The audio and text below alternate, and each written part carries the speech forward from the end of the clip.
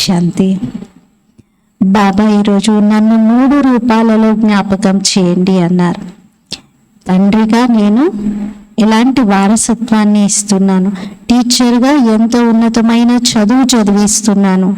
సద్గురువుగా ఎలా సద్గతిని ఇస్తున్నాను? ఇలా 3 జ్ఞాపకం చేయాలి అన్నారు. కేవలం ఒక్కరిని జ్ఞాపకం చేయడం కాదు. బాబా సాకారంగా పాలన పొందినటువంటి పిల్లల యొక్క అప్పటి విషయాలను ఈరోజు మురళీలో వినిపించారు. ఎలా యజ్ఞం ఆదిలో భక్తి ఏర్పడింది, అందరు ఎలా పరిగెత్తుకుంటూ వచ్చారు, అందులో కొందరు వెళ్ళిపోయారు, కొందరు పక్కాగా ఉన్నారు, కొంతమంది అన్ని సఫలం చేసుకున్నారు, కొందరు ఏమీ తీసుకుని రాలేదు, కొందరికి మళ్ళీ పిల్లలు గుర్తొచ్చారు, కొందరికి బాగా విఘ్నాలు ఎదురయ్యాయి, లౌకికం వారి నుండి సమస్యలు వచ్చాయి. ఇటువంటి అన్ని విషయాలని వినిపించారు. అలాగే బాబా అన్నారు, పిల్లలు మీకు ఎంతమంది పిల్లలు అంటే మీరేం జవాబిస్తారు? దీనిని బట్టి బాబా ఈ పిల్లలకి ఎంత జ్ఞానం అర్థమైంది అనేది తెలుసుకుంటాను అన్నారు. ఇలా ఎన్నో విషయాలని ఈ రోజుటి మురళిలో బాబా వినిపించారు. ఇది 28 సెప్టెంబర్ మురళి. मीठे बच्चे, जब तुम नंबरवार सतु प्रधान बनेंगे तब यह नेचुरल कैलेमिटीज व विनाश का फोर्स बढ़ेगा और ये पुरानी दुनिया समाप्त हो जाएगी. మధురమైన పిల్లలు, మీరెప్పుడైతే నంబర్ వారీగా సతో ప్రధానంగా అవుతారో అప్పుడు ఈ ప్రకృతి వైపరీత్యాలు అనగా వినాశనం యొక్క ఫోర్స్ పెరుగుతుంది మరియు ఈ పాత ప్రపంచమంతా సమాప్తమైపోతుంది. మనం ఎప్పుడైతే నెంబర్ వారీగా సతో ప్రధానంగా అవుతామో అప్పుడు ప్రకృతి వైపరీత్యాలు కూడా పూర్తి తీవ్ర స్థాయిలో పెరుగుతాయి. వినాశనం యొక్క ఫోర్స్ అధికమవుతుంది. ఈ పాత ప్రపంచమంతా సమాప్తమవుతుంది. ఇంకా కొత్తది మిగులుతుంది, కొత్తది ఏర్పడుతుంది. కొత్త యుగము, కొత్త ప్రపంచం యొక్క స్థాపన పూర్తిగా కనబడుతుంది. ప్రశ్న, कौन सा पुरुषार्थ करने वालों को पाप का पूरा वर्षा प्राप्त होता है? ఎటువంటి పురుషార్థం చేసేటువంటి పిల్లలకు తండ్రి యొక్క పూర్తి వారసత్వము ప్రాప్తిస్తుంది? జవాబు, पूरा वर्षा लेना है तो पहले बाप को अपना वारिस बनाओ. పూర్తి వారసత్వాన్ని తీసుకోవాలనుకుంటే మొదట తండ్రిని మీ వారసునిగా చేసుకోండి. అనగా మీ వద్ద ఏదైతే ఉందో దానిని తండ్రిపై బలిహారం చేయండి. తండ్రిని మీ కొడుకుగా చేసుకున్నట్లయితే పూర్తి వారసత్వానికి అధికారులుగా అవుతారు. ఇందులోనే బాబా 2వ విషయం చెప్తున్నారు. సంపూర్ణ పవిత్రంగా అయినట్లయితే పూర్తి వారసత్వం లభిస్తుంది. ఒకటేమో బాబాను తన వారసునిగా చేసుకుంటే బాబా నుండి మనకి 21 జన్మల వారసత్వం లభిస్తుంది. రెండోది ఏంటి? సంపూర్ణ పవిత్రంగా అయినట్లయితే పూర్తి వారసత్వం లభిస్తుంది. సంపూర్ణ పవిత్రంగా అవ్వకపోతే శిక్షలు అనుభవించి చిన్న రొట్టెను పొందుతారు, అంటే ఏదో తక్కువ పదవిని పొందుతారు. సంపూర్ణంగా పవిత్రంగా అవ్వకపోతే ఏదో చిన్నపాటి పదవిని తీసుకుంటారు. ఓం శాంతి. పిల్లలు కేవలం ఒక్కరి స్మృతిలోనే కూర్చోకూడదు, 3 స్మృతిలో కూర్చోవాలి. వారు ఒక్కరి ఉన్నా కానీ వారే తండ్రి కూడా, శిక్షకుడు కూడా మరియు సద్గురువు కూడా అని మీకు తెలుసు. వారు మనందరినీ తిరిగి తీసుకెళ్లేందుకే వచ్చారు. ఈ కొత్త విషయాన్ని మీరే అర్థం చేసుకుంటారు. వారెవరైతే భక్తిని నేర్పిస్తారో, శాస్త్రాలను వినిపిస్తారో వారంతా మనుష్యులే. వీరినైతే మనిషి అని అనరు కదా, శుభాబ మనిషి కాదు, వీరు నిరాకారుడు. ఈ నిరాకారుడు కూర్చుని ఆత్మలను చదివిస్తున్నారు. ఆత్మ శరీరం ద్వారా వింటుంది. ఈ జ్ఞానము బుద్ధిలో ఉండాలి. ఇప్పుడు మీరు అనంతమైన తండ్రి స్మృతిలో కూర్చున్నారు. అనంతమైన తండ్రి చెప్తున్నారు, ఆత్మిక పిల్లలు నన్ను స్మృతి చేసినట్లయితే పాపాలన్నీ అంతమైపోతాయి అని. ఇక్కడ శాస్త్రాలు మొదలైనటువంటి వాటి విషయం ఏమీ లేదు. శివబాబా మనకు రాజయోగాన్ని నేర్పిస్తున్నారని మీకు తెలుసు. వారెంతో గొప్ప టీచర్, ఉన్నతోన్నతమైన వారు కావున పదవిని కూడా ఉన్నతోన్నతమైనదే ప్రాప్తింపజేస్తారు. మీరు ఎప్పుడైతే నంబర్ వారీగా పురుషార్థం అనుసారంగా సతువు ప్రధానంగా అవుతారో అప్పుడు మళ్ళీ వినాశనం కూడా తన ఫుల్ ఫోర్స్తో ముందుకొస్తుంది.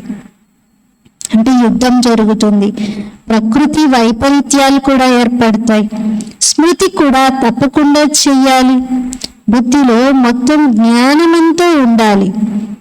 కేవలం ఒకేసారి పురుషోత్తమ సంగమ యుగంలో తండ్రి వచ్చి కొత్త ప్రపంచం కొరకు అర్థం చేయిస్తారు. ఈ జ్ఞానాన్ని బాబా ఒక్కసారి మాత్రమే పురుషోత్తమ సంగమ యుగంలో వచ్చి అర్థం చేయిస్తారు. చిన్నపిల్లలు కూడా వారి తండ్రిని తలుచుకుంటారు కదా. మరి మీరేం చిన్నపిల్లలు కాదు, మీ అవయవాలన్నీ పెద్దవే, మీరు తెలివైన వారు కూడా. మరి తండ్రిని స్మృతి చేయడం ద్వారా వికర్మలు వినాశనం అవుతాయి, అలాగే తండ్రి ద్వారా ఉన్నత పదవిని కూడా పొందుతారని మీకు తెలుసు. మీకు ఇది కూడా తెలుసు, ఈ లక్ష్మీనారాయణులు కొత్త ప్రపంచంలో ఏ పదవినైతే పొందారో అది శివబాబా ద్వారానే పొందారు. శివబాబాని వారికి ఆ పదవిని ఇచ్చారు. ఈ లక్ష్మీనారాయణులే మళ్ళీ 84 జన్మల చక్రాన్ని చుట్టి వచ్చి ఇప్పుడు బ్రహ్మ సరస్వతులుగా అయ్యారు. వీరే మళ్ళీ లక్ష్మీనారాయణులుగా అవుతారు. ఇప్పుడు పురుషార్థం చేస్తూ ఉన్నారు. సృష్టి ఆది మధ్యాంతాల జ్ఞానం మీకే ఉంది. ఇప్పుడు మీరు అంధవిశ్వాసంతో దేవతల ముందు శిరస్సు వంచరు. ఒకవేళ దేవతల ముందు శిరస్సు వంచిన అంధవిశ్వాసంతో కాదు, మనకి వాళ్ళెవరు, వారి చరిత్ర ఏంటి, వారి జన్మలేంటి, వారు ఏ పురుషార్థం చేయడంతో అంత ఉన్నతంగా అయ్యారు, ఇవన్నీ మనకి తెలుసు. దేవతల ముందు మనుషులు వెళ్ళి స్వయాన్ని పతితులుగా నిరూపించుకుంటారు. మీరు సర్వగుణ సంపన్నులు, మేము పాపులము, వికారులము, మాలో ఏ గుణము లేదు అని అంటారు. మీరు ఎవరి మహిమనైతే గానం చేసేవారో ఇప్పుడు మీరు స్వయమే అలా తయారవుతున్నారు. బాబా ఈ శాస్త్రాలు మొదలైనవి చదవడం ఎప్పటి నుండి ప్రారంభమైంది అని అంటారు. బాబా అంటారు, ఎప్పటి నుండైతే రావణ రాజ్యం ప్రారంభమైందో అప్పటి నుండి అని చెప్తారు. అప్పటి నుండి అని బాబా అంటారు. అదంతా భక్తి యొక్క సామాగ్రి. మీరు ఇక్కడ కూర్చున్నప్పుడు బుద్ధిలో మొత్తం జ్ఞానమంతా ధారణ అవ్వాలి. ఈ సంస్కారాలను ఆత్మనే తీసుకువెళ్తుంది. భక్తి సంస్కారాలు వెళ్ళవు. భక్తి సంస్కారాలు కలవారు పాత ప్రపంచంలో మనుషుల వద్దనే జన్మ తీసుకుంటారు.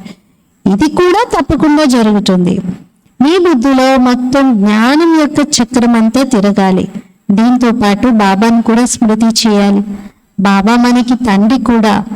తండ్రిని స్మృతి చేస్తే వికర్మలు వినాశనం అవుతాయి. బాబా మనకు టీచర్ కూడా.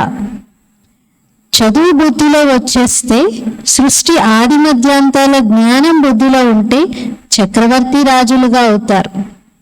చూడండి, తండ్రిని జ్ఞాపకం చేస్తే వికర్మలు వినాశనం అవుతాయి. టీచర్ని జ్ఞాపకం చేస్తే చక్రవర్తిగా అయిపోతారు. అంటే మొత్తం చక్రం యొక్క ఆది మధ్యాంతాల రహస్యం అంతా గుర్తొస్తుంది, చక్రవర్తి రాజులుగా అవుతారు అని. ఆ సమయంలో అక్కడ స్మృతి యాత్ర జరుగుతుంది. బాబా ఈ మురళి వినిపించిన సమయంలో ఈ పాయింట్ తర్వాత అందరు యోగం చేస్తూ ఉన్నారు. అందుకని మళ్ళీ బాబా ఓం శాంతి అన్నారు.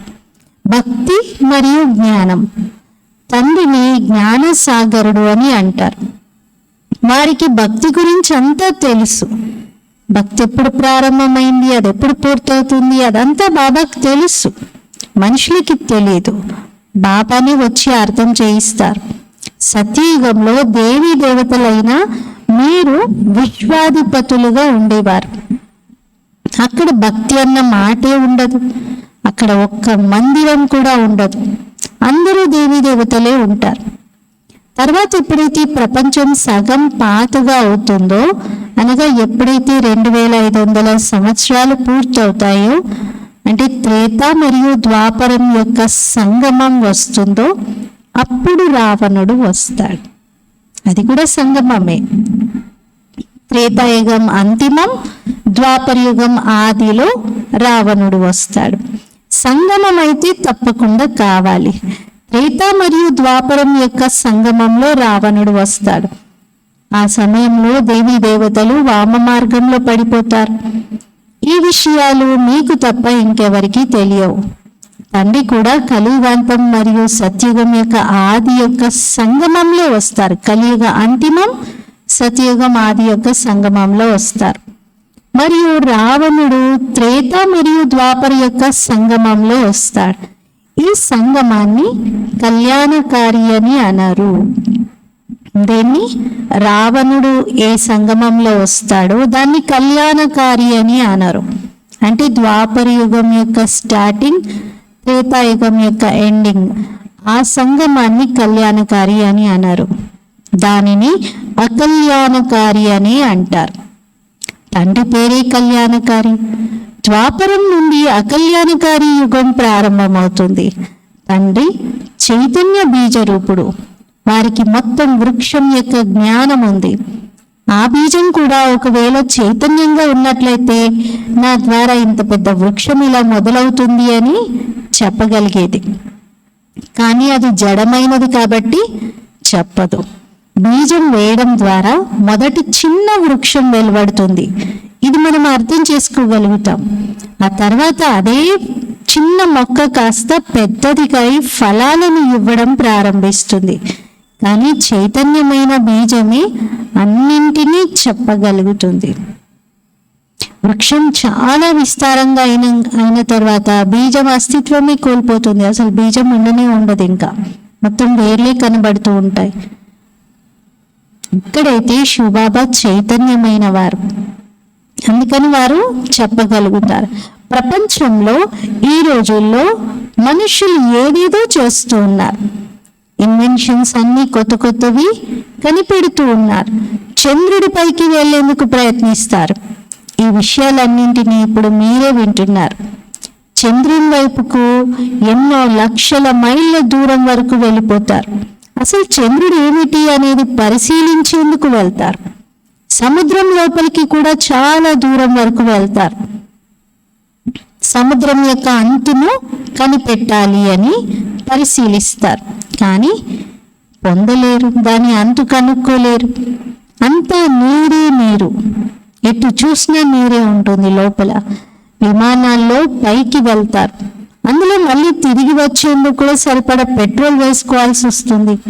లేకపోతే ఓన్లీ వన్ సైడే పెట్రోల్ వేసుకుంటే పైన చిక్కుకుపోతుంది. అది ఆకాశం అనంతమైనది కదా, అలాగే సముద్రం కూడా అనంతమైనది. ఏ విధంగా వీరు అనంతమైన జ్ఞాన సాగరుడు, అలాగే అది అనంతమైన నీటి సాగరం. శివబాబా జ్ఞాన సాగరుడు, అదేమో నీటి సాగరం. ఆకాశతత్వం కూడా అనంతమైనది, భూమి కూడా అనంతమైనది. ఎంత దూరం వెళ్తున్నా అలా భూమి ఇంకా ఇంకా ఉన్నట్టుగానే ఉంటుంది. ఇక్కడికే ఎండ్, ఇదే లాస్ట్ గోడ అని చెప్పడానికే ఉండదు అసలు. సముద్రం క్రింద మళ్ళీ భూమి ఉంది. పర్వతాలు దేనిపై నిలబడి ఉన్నాయి? భూమిపైన. మళ్ళీ భూమిని తవ్వుతూ వెళ్తే పర్వతాలు వస్తాయి. దాని కింద మళ్ళీ నీరు కూడా వస్తుంది. సాగరం కూడా భూమిపైనే ఉంది. ఎంతవరకు నీరు ఉంది, ఎంతవరకు భూమి ఉంది, ఇవన్నీ కనిపెట్టాలని మనిషి అనుకుంటాడు. కానీ ఎవ్వరూ దీని అంతుని కనుక్కోలేరు. పరంపిత పరమాత్ముడు అనంతమైన తండ్రి. వారి గురించి అలా అంతము లేనివారు అని మాత్రం అనకూడదు. భగవంతుడి అంతే ఉండదు అని అలా చెప్పలేం. మనుషులు ఈశ్వరుడు అంతు లేనివాడు అని అంటారు, అలాగే మాయ కూడా అంతం లేనిది అని అంటారు. కానీ ఈశ్వరుడు అలా అంతము లేనివారు కాదు. ఈ ఆకాశతత్వం మాత్రం అంతం లేనిది అని మీరు అర్థం చేసుకున్నారు.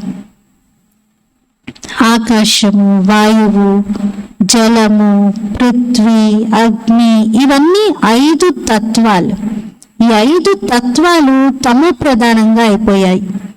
ఆత్మ కూడా ఇప్పుడు తమో ప్రధానంగా అయిపోయింది. మళ్ళీ తండ్రి వచ్చి సతో ప్రధానంగా తయారు చేస్తున్నారు. ఆత్మ ఎంత చిన్నది, అది 84 జన్మలను అనుభవిస్తుంది. ఈ చక్రం ఇలా తిరుగుతూనే ఉంటుంది. ఇది అనాది నాటకం, ఇది ఎప్పుడు ఎండ్ అవ్వదు.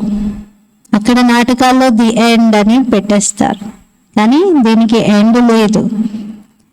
అది ఎప్పటి నుండి ప్రారంభమైంది అని అడిగినట్లయితే మరి దాని అంతం కూడా ఉండాలి కదా. ప్రారంభమైంది ఎప్పుడు అని చెప్తే అంతమయ్యేది కూడా ఫలానా సమయానికి అని చెప్పగలిగేవారు. కానీ దీనికి ఆది అంతాలు లేవు. అయితే కొత్త ప్రపంచం ఎప్పటి నుండి ప్రారంభమవుతుంది, పాత ప్రపంచం ఎప్పుడు అంతమవుతుంది, ఇవి మాత్రం చెప్పగలుగుతాం.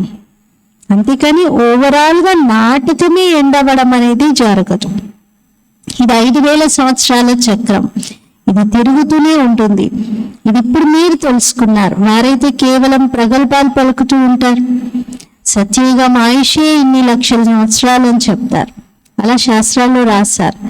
కానీ మనుషులు కూడా అది వింటూ వింటూ దాన్నే సత్యం అనుకుంటారు. భగవంతుడు ఎప్పుడొచ్చి తన పరిచయాన్ని ఇస్తారనేది కూడా వారికి తెలియదు. వారికి అది తెలియని కారణంగా కలియుగం ఆయుష్ ఇంకా 40,000 సంవత్సరాలని రాశారు. ఎప్పటి వరకైతే మీరు వారికి స్పష్టంగా అర్థం చేయించరో అప్పటి వరకు వాళ్ళు దాన్నే నమ్ముతూ ఉంటారు. కల్పం ఆయుష్ 5,000 సంవత్సరాలు, అంతేకాని లక్షల సంవత్సరాలు కాదు అని అర్థం చేయించాలి. ఇప్పుడు మీరే ఈ యొక్క సేవ చేయడానికి నిమిత్తంగా ఉన్నారు అంటున్నారు బాబా. భక్తి మార్గం సామాగ్రి ఎంత ఉందో చూడండి. మనుషుల వద్ద ధనం ఉంటే దాన్ని చాలా ఖర్చు చేస్తూ ఉంటారు. తండ్రి అంటారు, నేను మీకు ఇంత ధనాన్ని ఇచ్చి వెళ్తాను. అనంతమైన తండ్రి అయితే తప్పకుండా అనంతమైన వారసత్వాన్ని ఇస్తారు కదా. దాని ద్వారా సుఖం కూడా లభిస్తుంది, ఆయుష్ కూడా ఎక్కువగా ఉంటుంది.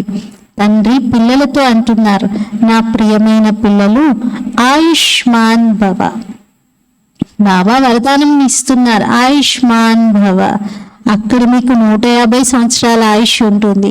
అక్కడ ఎప్పుడు మృత్యు కబలించదు. తండ్రి వరదానాన్ని ఇస్తారు, మిమ్మల్ని ఆయుష్మంతులుగా తయారు చేస్తారు. మీరు అమరులుగా అవుతున్నారు. అక్కడ ఎప్పుడు అకాల మృత్యువే ఉండదు. అక్కడ మీరు చాలా సుఖంగా ఉంటారు. అందుకే దానిని సుఖధామము అని అంటారు. అక్కడ ఆయుష్ కూడా ఎక్కువే, ధనం కూడా ఎక్కువే, సుఖం కూడా ఎక్కువే, అన్నీ ఉంటాయి. నిరుపేదల నుండి మీరు కిరీటదారులుగా అవుతున్నారు. బాబా దేవి దేవత ధర్మాన్ని స్థాపన చేయడానికి వస్తారని మీ బుద్ధిలో ఉంది. అది తప్పకుండా చిన్న వృక్షంగానే ఉంటుంది. అక్కడ ఒకే ధర్మం, ఒకే రాజ్యం, ఒకే భాష ఉంటుంది. దానినే విశ్వంలో శాంతి అని అంటారు. యూనిటీ ఉండటం, అన్ని ఒకటిగానే ఉండటం, భిన్నత్వం లేదు, దాన్ని శాంతి అన్నారు. మొత్తం విశ్వమంతటిలో మనమే పాత్రధారులం. ఇది ప్రపంచానికి తెలియదు. ఒకవేళ తెలిసినట్లయితే మనం ఎప్పటి నుండి పాత్రను అభినయిస్తూ వచ్చామో కూడా చెప్పాలి కదా. ఇప్పుడు పిల్లలైన మీకు బాబా అర్థం చేయిస్తున్నారు. పాటలో కూడా ఉంది కదా, తండ్రి నుండి ఏదైతే లభిస్తుందో అది ఇంకెవ్వరి నుండి లభించదు అని. మొత్తం పృథ్వీ, ఆకాశం, మొత్తం విశ్వం అంతటి రాజధానిని వారు ఇస్తారు. తుమ్హే పాకే హమ్నే జహా పాలియా హే, జమీన్ తో జమీన్ క్యా ఆసమాన్ పాలియా హే అని పాటలో ఉంటుంది. మరి లక్ష్మీనారాయణలు విశ్వాధిపతులుగా ఉండేవారు. తర్వాత రాజులు మొదలైన వారు ఎవరైతే ఉంటారో వారు భారత్కు చెందిన వారిగా ఉండేవారు. బాబా ఏదైతే ఇస్తారో దానిని ఇంకెవ్వరూ ఇవ్వలేరు. ఈ గాయనం కూడా ఉంది, తండ్రి వచ్చి ప్రాప్తిని కలిగిస్తారు. కావున ఈ జ్ఞానం అంతా బుద్ధిలో ఉండాలి. దీనిని ఎవరికైనా అర్థం చేయించగలగాలి, అంతగా అర్థం చేసుకోవాలి. మనం ఎవరికైనా ఈ జ్ఞానాన్ని చెప్పగలిగేలాగా అర్థం చేసుకోవాలి. దీనిని ఎవరు అర్థం చేయించగలుగుతారు? మరి ఎవరైతే బంధనముక్తులుగా ఉంటారో వారే. బాబా వద్దకు ఎప్పుడైనా ఎవరైనా వస్తే వారిని బాబా అడుగుతారు, మీకు ఎంతమంది పిల్లలు అని. అప్పుడు వారు మాకు 5 పిల్లలు, 6వ సంతానం శివబాబా అని అంటారు. మరి శివబాబాని 6వ సంతానం అని లాస్ట్ పెట్టేస్తారా? బాబా నేను శివబాబా తప్పకుండా, అందుకంటే పెద్ద కొడుకే అయ్యి ఉండాలి కదా. ముందు పెద్ద కుమారుడు శివబాబా, తర్వాత 5 అని అలా చెప్పాలి కదా. శివబాబాకు చెందిన వారిగా అయితే ఇక శివబాబా తమ సంతానంగా చేసుకొని విశ్వాధిపతులుగా చేస్తారు. పిల్లలు వారసులు అవుతారు. ఈ లక్ష్మీనారాయణులు శివబాబాకు పూర్తి వారసులు. ముందు జన్మలో శివబాబాకు తమ సర్వస్వాన్ని ఇచ్చేశారు. ఎవరు? లక్ష్మీనారాయణులు.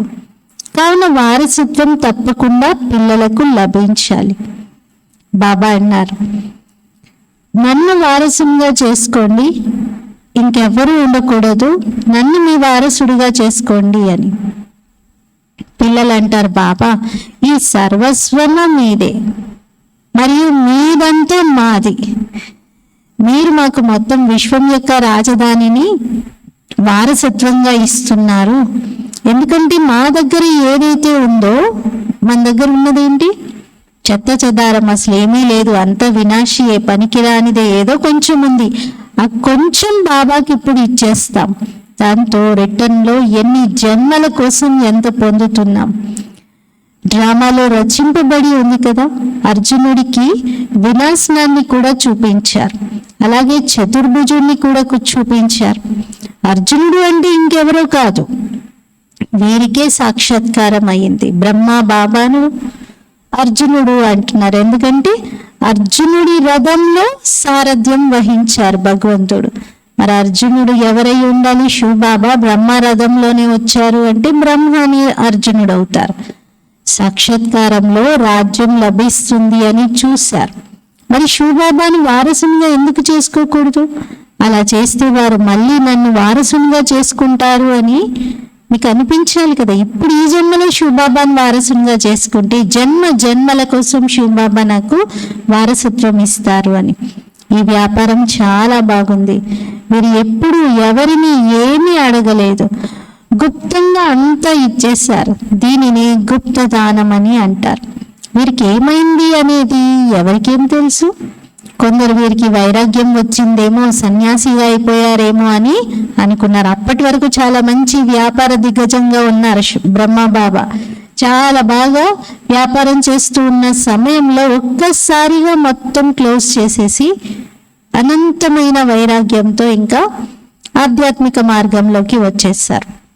మరి అందరికీ ఆశ్చర్యం కలుగుతుంది కదా. అలా కొందరు సన్యాసి అయిపోయాడు, కొందరు వైరాగ్యం వచ్చేసింది అని అనుకున్నారు. అలాగే ఈ కుమార్తెలు కూడా అంటారు, మాకు 5 పిల్లలు, ఇంకొక కొడుకుగా మేము శివబాబాని చేసుకున్నాము అని. ఇతను కూడా తన సర్వస్వాన్ని బాబా ముందు ఉంచారు. శివబాబా ముందు యజ్ఞం కోసం మొత్తం తన సర్వస్వాన్ని ఇచ్చేశారు. తద్వారా అనేకుల సేవ జరిగింది. బాబాను చూసి అందరికీ ఆలోచన వచ్చింది. అందరూ ఇల్లు వాకిళ్లను వదిలి పరిగెత్తుకుని వచ్చారు. అక్కడి నుండి గొడవ ప్రారంభమైంది. ఇల్లు వాకిళ్లను వదిలేసే ధైర్యాన్ని వారు చూపారు. శాస్త్రాల్లో కూడా పట్టి జరిగిందని రాశారు. ఎందుకంటే వారికి ఏకాంతం తప్పకుండా కావాలి. ఒక్క తండ్రి తప్ప ఇంకెవరు గుర్తు రాకూడదు. మిత్ర సంబంధికులు మొదలైనటువంటి వారి స్మృతి కూడా ఉండకూడదు. ఎందుకంటే ఆత్మ ఏదైతే పతితంగా అయిందో దాన్ని పావనంగా చేసుకోవాలి. మరి పావనంగా చేసుకునే ప్రయత్నంలో మళ్ళీ మురికంటించుకుంటూ దేహదారులను జ్ఞాపకం చేయడం ఎందుకు? అందుకే బాబా అంటారు, గృహస్థ వ్యవహారంలో ఉంటూ పవిత్రంగా అవ్వండి. ఈ విషయంలోనే కష్టం వస్తుంది. ఇది స్త్రీ పురుషుల మధ్యలో గొడవ తీసుకొచ్చే జ్ఞానం అని కూడా అనుకున్నారు. ఈ జ్ఞానం ఏంటి? ఏం జ్ఞానం ఇది? స్త్రీ పురుషుల మధ్యలో, భార్యాభర్తల మధ్యలో గొడవలు సృష్టిస్తున్నారు అని అనేవారంట. ఎందుకంటే ఒకరు పవిత్రంగా అవుతే ఇంకొకరు అవ్వట్లేదు. ఇద్దరు పవిత్రంగా ఉంటామని అనుకుంటే ప్రాబ్లం లేదు, కానీ ఒకరు పవిత్రంగా ఉంటానని మరొకరేమో పవిత్రతని ఇష్టపడకపోతే అప్పుడు సమస్య మొదలవుతుంది. అందుకే గొడవలు జరిగాయి. మీరందరూ దెబ్బలు తిన్నారు, ఎందుకంటే అకస్మాత్తుగా కొత్త విషయం జరిగింది కదా. ఇక్కడ ఏం జరుగుతుందని, ఇంతమంది పరిగెత్తుకొని ఎందుకు వస్తున్నారని అందరూ ఆశ్చర్యపోవడం మొదలుపెట్టారు. మనుషుల్లో తెలివైతే లేనే లేదు, ఏదో శక్తి ఉంది అని మాత్రం అనేవారు. తమ ఇల్లు వాకిళ్లను వదిలి పారిపోవడం అనేది ఎప్పుడు ఎక్కడ చరిత్రలో జరగలేదు కదా. డ్రామాలో ఈ చరిత్ర అంతా శూబాబాదే. కొందరు వట్టి చేతులతో పరిగెత్తారు, ఇది కూడా డ్రామాని. ఇల్లు వాకిళ్ళు అన్ని వదిలేసి పరిగెత్తారు, ఏమీ గుర్తులేవు. ఇంకా వాళ్ళకి అసలు వదిలిపెట్టింది మళ్ళీ వెనక్కి తిరిగి చూడలేదు. జానకి దాదీజీ అంటారు, ఒక్కసారి నేను ఆ గడప వదిలేసి వచ్చాను, ఇంకా మళ్ళీ నేను వెనక్కి తిరిగి చూడలేదు, ఏ ఒక్క లౌకిక సంబంధికులను మళ్ళీ జ్ఞాపకం చేయలేదు అని. ఇకపోతే ఈ శరీరాలు మాత్రం ఉన్నాయి, వాటితో పని చేయాలి. ఆత్మను కూడా స్మృతి యాత్రతో పవిత్రంగా తయారు చేసుకోవాలి, అప్పుడే పవిత్ర ఆత్మలు తిరిగి వెళ్ళగలుగుతాయి. స్వర్గంలోకి అపవిత్రమైన ఆత్మలు వెళ్ళలేవు, అలాంటి నియమమే లేదు. అపవిత్రమైన ఆత్మలు స్వర్గానికి వెళ్ళే నియమమే లేదు. ఒకవేళ అలాంటి నియమం ఉంటే శివబాబా అవతరించి ఇంత జ్ఞానం వినిపించాల్సిన అవసరం కూడా ఏర్పడకపోయేది. కానీ అలా కుదరదు. ముక్తి ధామంలో కూడా పవిత్ర ఆత్మలే కావాలి. పవిత్రంగా అవ్వడంలోనే ఎన్ని విఘ్నాలు కలుగుతూ ఉంటాయి. ఇంతకుముందు సత్సంగాలు మొదలైనటువంటి వాటికి వెళ్లేందుకు చాలా అవరోధాలు వేసేవారు. అలా ఒకప్పుడు అవరోధాలు వేసేవారు కాదు, అవరోధం ఏమీ ఉండేది కాదు. ఏ సత్సంగానికైనా ఎవరైనా వెళ్ళొచ్చు, వినొచ్చు, రావచ్చు అని అనేవారు. ఎక్కడికైనా వెళ్ళిపోయేవారు. కానీ ఇక్కడ ఎప్పుడైతే పవిత్రత విషయాన్ని అందరికీ వినిపించారో, పవిత్రంగా ఉండాలి గృహస్థంలో ఉంటూ అని చెప్పారో, అప్పటి నుండి ఈ సత్సంగానికి మీరు వెళ్ళకూడదు, ఈ జ్ఞానం మీకు అవసరం లేదు. ఇది వృద్ధులకు, వానప్రస్థంలో ఉన్న వాళ్ళకి, మీకు కాదు. మీరైతే ఇంకా వయసులో ఉన్నారు కదా, మీరేంటి పవిత్రంగా ఉండే అవసరం లేదు అంటూ అలా అడ్డుపడటం, విరోధించడం మొదలుపెట్టారు. పవిత్రంగా అవ్వకుండా తిరిగి ఇంటికి వెళ్ళలేరు అని అయితే అర్థం చేసుకుంటారు. ధర్మరాజు ద్వారా శిక్షలు అనుభవించవలసి ఉంటుంది. ఆ తర్వాత ఏదో కాస్త చిన్న రొట్టె దొరుకుతుంది, అంటే చిన్న పదవి దొరుకుతుంది. శిక్షలు అనుభవించకపోతే పదవి కూడా మంచిది లభిస్తుంది. శిక్షలు తిన్నారంటే పదవి కూడా తగ్గిపోతుంది. ఇది అర్థం చేసుకోవాల్సిన విషయం. బాబా అంటారు, మధురమైన పిల్లలు, మీరు నా వద్దకు రావాలి. ఈ పాత శరీరాన్ని వదిలి పవిత్రాత్మగా అయి రావాలి. మళ్ళీ ఎప్పుడైతే పంచతత్వాలు సతో ప్రధానంగా కొత్తగా అయిపోతాయో అప్పుడు మీకు సతో ప్రధానమైన కొత్త శరీరాలు లభిస్తాయి. మొత్తం అతలాకుతలమైపోయి కొత్తగా తయారైపోతుంది. ఏ విధంగా తండ్రి వీరిలోకి వచ్చి కూర్చుంటారో అలా ఆత్మ ఏ కష్టం లేకుండా గర్భమహిలోకి వెళ్ళి కూర్చుంటుంది. శివబాబా ఎలా అనాయాసంగా వచ్చేసి బ్రహ్మ శరీరంలో కూర్చున్నారు, అలాగే ఆత్మ కూడా తేలికగా వెళ్ళి గర్భంలో కూర్చుంటుంది, గర్భమహల్లోకి వెళ్తుంది. మళ్ళీ ఎప్పుడైతే సమయం వస్తుందో అప్పుడే బయటకు వస్తుంది. అప్పుడు ఆకాశంలో మెరుపులు మెరిసినట్లుగా ఉంటుంది, ఎందుకంటే ఆత్మ పవిత్రంగా ఉంటుంది. శ్రీకృష్ణుని ఆత్మ జన్మ తీసుకునే సమయంలో ఆకాశంలో మెరుపులు మెరుస్తాయి అని అన్నారు బాబా. ఎందుకంటే యోగ బలంతో మొట్టమొదటి ఆత్మ జన్మ తీసుకుంటుంది. ఇదంతా డ్రామాలో రచింపబడి ఉంది. అచ్చా, मीठे मीठे सिकिलते बच्चों प्रति मात पिता बाप दादा का याद प्यार और गुड मॉर्निंग। रूहानी बाप की रूहानी बच्चों को नमस्ते। हम रूहानी बच्चों की रूहानी बाप दादा को याद प्यार गुड मॉर्निंग और नमस्ते। मेरा बाबा मीठा बाबा प्यारा बाबा शुक्रिया बाबा। धारण కోసం ముఖ్య సారము. ఫస్ట్ పాయింట్, ఆత్మను పావనంగా తయారు చేసుకునేందుకు ఏకాంతం యొక్క బట్టీలో ఉండాలి. ఒక్క తండ్రి తప్ప ఇతర మిత్ర సంబంధికులు ఎవ్వరూ గుర్తు రాకూడదు. సెకండ్ పాయింట్, బుద్ధిలో జ్ఞానాన్ని ఉంచుకొని బంధనముక్తులుగా ఇతరుల సేవ చేయాలి.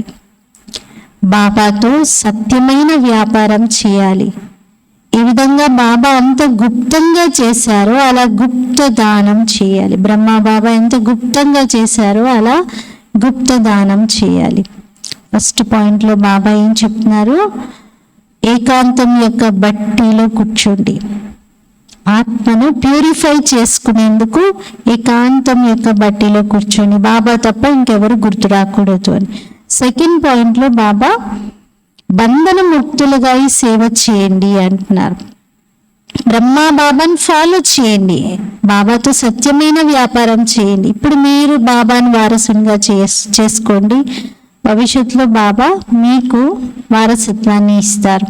బ్రహ్మ బాబా ఎలా గుప్తదానం చేశారో అలా మీరు కూడా చేయండి అంటున్నారు.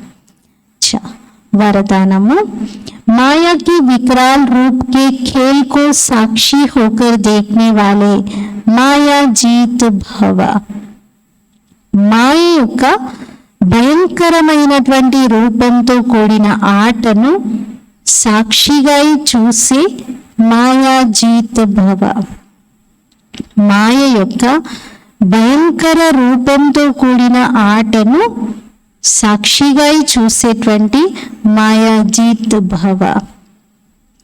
వివరణ: మాయను ఆహ్వానించేవారు దాని భయంకర రూపాన్ని చూసి ఎప్పుడు భయపడరు. సాక్షిగా ఆటను చూసినట్లయితే ఆనందం కలుగుతుంది. ఎందుకంటే మాయ యొక్క రూపం బయటకు పిల్లిలా ఉంటుంది, కానీ దానిలో పిల్లంతటి శక్తి కూడా లేనే లేదు. కేవలం మీరు భయపడి దానిని పెద్దదిగా చేసుకుంటారు. ఏం చేయను, ఎలా అవుతుంది అని ఆలోచిస్తూ ఉంటారు. కానీ ఈ పాఠాన్ని గుర్తుంచుకోండి, ఏదైతే జరుగుతూ ఉందో అది మంచిది, మరియు ఏదైతే జరగనున్నదో అది ఇంకా మంచిది. సాక్షిగా ఆటను చూస్తూ ఉండండి, అప్పుడు మాయా జీతులుగా అవుతారు. జరుగుతున్నది మంచికే, జరగబోయేది ఇంకా మంచికి అని గుర్తుంచుకోవాలి. సాక్షిగా ఆటను చూడాలి.